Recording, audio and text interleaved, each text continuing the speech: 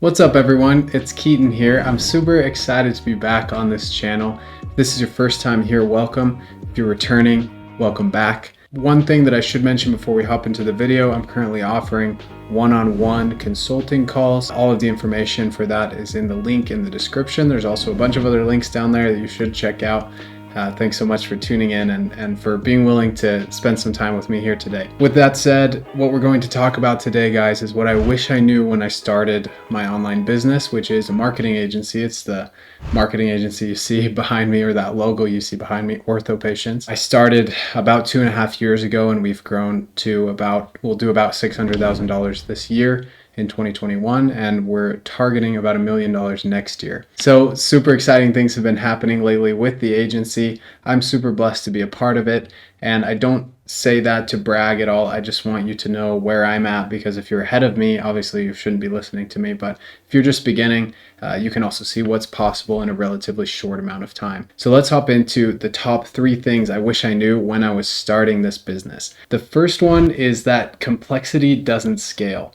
So when I was first starting out, I remember I was running Facebook ads for orthodontists. That was my core offering. But I also was sort of like looking into running ads for insurance agents, and I was also looking into running ads for, I was running ads for my family business, which is a swim school, and I was sort of spread a little bit thin between all these different types of clients. And there's no way I could have gotten to where I am now if I was spread between all sorts of different industries, trying to service them, especially as a beginner. So when you're first starting out, you have to think, how can I go deep and long, not shallow and wide, when it comes to who I'm servicing and what types of things that I'm doing. And that's also important to remember, guys. It's not just the niche that you're choosing that's going to be important, but it is the service that you're providing to that niche. Is it super complicated? Are you offering 5 or 6 different things? When I was first starting out, as I mentioned, I was running Facebook ads, and that was where I was getting most of my results. My clients were doing really well. And a friend reached out and said, hey, this Google My Business optimization business is really good. Like, maybe you should consider adding this on to what you're doing for your clients. So I started doing that for a few of my clients. I learned about it. And then I realized this was the wrong approach when about 2 months into servicing one of my first clients, they were like, hey, is this you posting stuff on our Google My Business page? And I was like, oh, wow, they don't even realize what's happening. And although he had gone over it, the main thing that they were interested in was the Facebook ads. The main thing that was driving results was the Facebook ads. So I should have just stuck with that. And to even further drive this point home, I was talking to a friend actually about a year ago who has a $300,000 per month agency. He said that the secret to going from struggling to $300,000 per month was just focusing on one niche, one prospecting method, and one service delivery method. So if you're starting out, it's your very first business, do not try to offer a ton. If you're more experienced, then you can start branching out. But even then, just focusing on one thing and becoming the best in the world at that, or even there's just one of the best in the world at that, you can make a really good income doing just that. And one other point I want to talk about, this actually happened just a couple days ago. I was talking to Sebastian Gomez, who some of you might know. He used to be really big in the marketing agency space, but now he's transferred kind of over to crypto and NFTs. I was really curious about his previous business model because it seemed really cool what he was doing. He had kind of this complex system where people would come in, they joined this $7 a month training program, and then they'd basically be salespeople for his agency, and then they would get commissions for all the people that they brought in. And he said, hypothetically, it was a really good thing that he had created, but it was so complex to run, and he was doing like a one-to-many thing. Like, he had to have so many customers for it to actually make sense. And at the end of the day, it just ended up creating a business that he didn't really actually want to run. And so what he said to me is like, think about the simplest way you can deliver something, and that's probably the best way for you to do it. And I think what I enjoyed about this the most is that I'm always looking for the next big thing, or I'm looking to other people who are farther ahead from me. And it's really easy to think, oh, the grass is greener over there. Oh, this niche is probably better. Oh, if I just added this service, then my clients would get better results. But typically, if you just focus on that one thing, the one service delivery method, the one niche, the one prospecting method, and get all of those dialed in, you're going to be able to scale a lot quicker and with a lot less headache. and you're just going to enjoy yourself more. All right, that brings us to number 2, which is to take the next comfortable step. When you first start your business, you're probably going to be listening to Gary Vee and all these motivational hype men that are telling you, you got to wake up at 5:30, you got to make sure you take your cold shower, and then you got to get to work and you just work.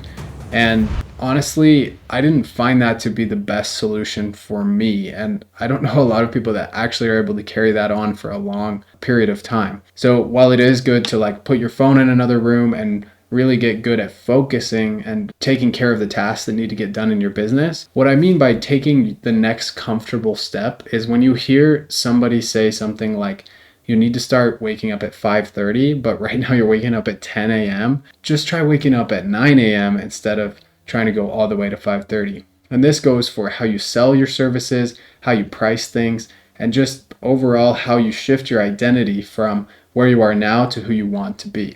So a few examples of this that I always tell my clients, and when I was first starting out, my coach Trey Cockram told me was make sure that you research before you sell. So if you're really nervous to go out in the marketplace and like sell people on something that you've never sold before, you don't know if it's going to work, don't do that. Instead, an easier and more comfortable next step would be to go ask business owners about their business model, what they've done in the past to market, what might work, what their biggest marketing headaches are. And you'll be surprised, how much you learn and how much you're able to put that into a great product for these business owners eventually, but also how much easier it is to ease into those conversations when you don't feel like you're selling them something that you're not confident in selling. Another example of this that I told a coaching client of mine just last month is to charge what you're comfortable charging when you first start out. So again, it can be nerve-wracking to go sell for the first time, and so don't try to go sell something for $1,500 or $2,000 if you've never sold it before. Instead, start low. Start at, I heard Josh Gavin, who now does amazing things in the online marketing space. He started out his first client at $97 a month. That's like how much people pay for a software, and he was providing done for you ads for them, I believe. So the moral of the story here is just start out at $500 a month if that's more comfortable for you, instead of $1,000 or $1,500 or $2,000, which you can eventually work up to. But once you have more results and kind of a repertoire of understanding of your clients and you have more confidence, then you can start increasing those prices. But when you first start, there's no reason to charge something that makes you really uncomfortable, and it's going to make you honestly super anxious after you sell that person because you're trying to fulfill on something that you don't really know how to do. Just a couple more examples of taking the next comfortable step is to start out by leveraging your warm network. So when I was starting to research and talk to orthodontists, I just looked at people that I knew that might know an orthodontist, and then I asked them, hey, can I get your dad's number? Or hey, can I speak to your uncle? I know he's an orthodontist. Going about it that way was so much more comfortable for me. It got me on the phone, it got me eased into it. And then from there, I started reaching out to other people. And then lastly, this is one that's probably a piece of like unpopular advice, but if you don't have any marketing skills, you're caught up in your head, you've been trying to start an agency for a really long time, maybe the best thing for you to do is go get a job that teaches you digital marketing, or start taking small project-based freelance stuff on Upwork so you can just start getting your feet wet in the marketing industry. There's so many people who are telling you to just like go start this marketing business when you have absolutely no hands-on experience. I worked for 8 months for an hourly wage for my family business doing marketing before I actually felt comfortable enough to go reach out to other clients and try to get them on board with my agency. So that's one comfortable step you can take, is just figure out how you can maybe work hourly or get some experience that will give you the confidence to then go out and sell your services because you have the experience. All right, awesome. That brings us to our final tip today, number 3, which is to focus on optimizing for the thing that you actually want. So I didn't actually learn this when I started my marketing agency, but I did learn it when I tried to start my first online business in high school. I wanted to make money blogging, and I had read all this stuff on blogging. I read a couple books, and I thought that business was all about these vanity metrics, which is like how many people were following me on Instagram, how many page views I had, which is important, but really at the end of the day, what mattered was making money from my blog, not just having a pretty Instagram or, doing all this stuff. So I spent probably $500 trying to start this blog that just didn't make any money, and then I eventually quit because my focus wasn't on actually making money. It was on these vanity metrics. So number 3 is focus on optimizing for the thing that you actually want, which is money. And if you actually want money, you're going to prioritize that. Now there's this thing called action faking, where you can wake up and work on your business, but you're just, getting all these things ready in the back end. You're putting your processes, your systems together. So when you do get that client, it's a super smooth process. And let me tell you, that is a waste of time. It's the biggest waste of time. It's the worst thing you can do as a beginner, because what you really need to be doing is the uncomfortable work of getting on the phones and calling businesses and doing research and trying to sell them, talking to people, cold messaging, actually getting that first sale in, and then starting to build the processes on the back end. Because you're going to think you have this bulletproof process, but the minute you put a client through that, you're going to realize 5 or 6 things you didn't think of. And you're going to be upset with yourself of all the time you spent working on this back end when it really wasn't that optimized in the first place. So the advice I always give my coaching students is, hey, jump out of the plane and build the parachute on the way down. I had a coaching student just last month who did this amazingly, just started DMing people, got a client on the phone, closed that client, and then we used the rest of our coaching sessions to learn how to set that client up, set up the ads, and do all that kind of thing. Super smart way to go about it, because it allows you to build in real time. It's called just-in-time learning instead of just-in-case learning. And I cannot overstate the importance of that, especially as you're starting out. You want to do anything but that hard work of getting the first client, because it's painful. It makes you feel like a failure.